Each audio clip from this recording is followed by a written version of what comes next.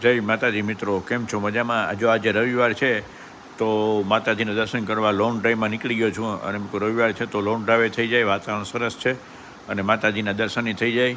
તો બરડા ડુંગર બાજુ, ભાનવર બાજુ નીકળી ગયો છું ફેમિલી સાથે અને માતાજીના દર્શન કરવા જાઉં છું. જો વાતાવરણ કેટલું મસ્ત છે અને ઝાડવાની લીલોતરી જોવો તમે.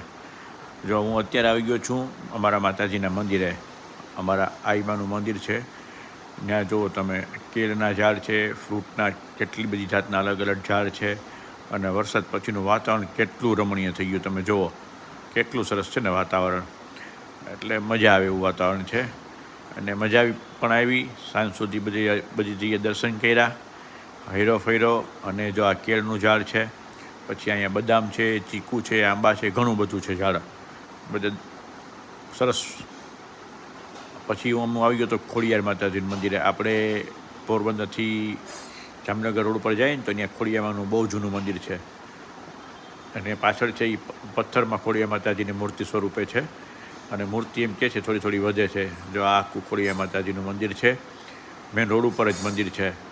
બાજુમાં મહાદેવનું મંદિર છે અને ત્યાં પણ સરસ ઠંડો પવન ને હવા આવતી હતી. પછી ત્યાંથી આગળની મુસાફરી ચાલુ કરી તો રસ્તામાં એક બાપા મળી ગયા. બાપાને મેં પૂછ્યું તમારો વિડીયો ઉતારું? તો બાપા કે વિડીયો ઉતારો, તમારે જેમાં મૂકવો એમાં મૂકજો, ઇન્સ્ટાગ્રામમાં મૂકવો તો મૂકજો, ફેસબુકમાં મૂકજો. બાપા મોજીલા હતા મારા જેવા, કે મજા આવે એમાં મૂકો તમારે. અને એ બકરા ચરાવીને ઘેરે જતા હતા. બકરાની પણ વરસાદ છે પહેલોથી મજા આવી ગઈ.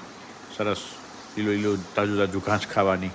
ને ધીમે ધીમે બકરાએ જો સવારના ગયા હતા તે સાંજે હવે ઘર બાજુ ધીમે ધીમે જાય છે.